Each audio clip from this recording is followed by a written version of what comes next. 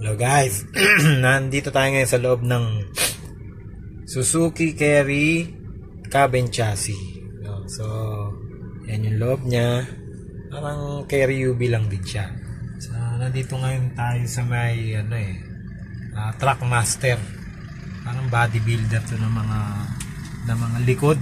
Yan, mga sasakyan dito puro cabin chassis lang. Yan, yan, Isuzu. Yan.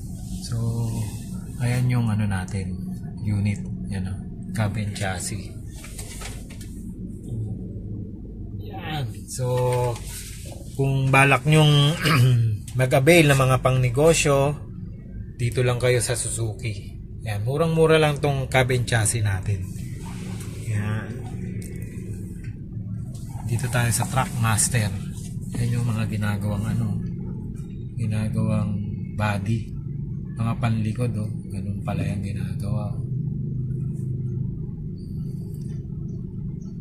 Pulido yung mga gawa nila. Yan. So, order na kayo guys sa akin ng Suzuki Carry cabin chassis. Yan. Ganda siya guys. Ano ba natin isusong yan? Nasusong pala Yan. Pulido yung gawa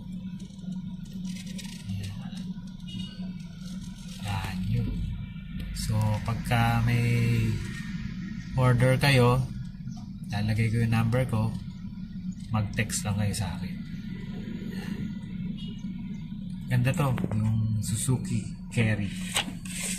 Kanina pa kami dito, ang tipid sa gasolina Damig ng aircon. Aircon yan guys So, pag ginagawa nyo, mag-chat lang kayo. Kung order, mag-text lang kayo. Talagay ko yung number ko. Okay guys, yun lang. Bye-bye.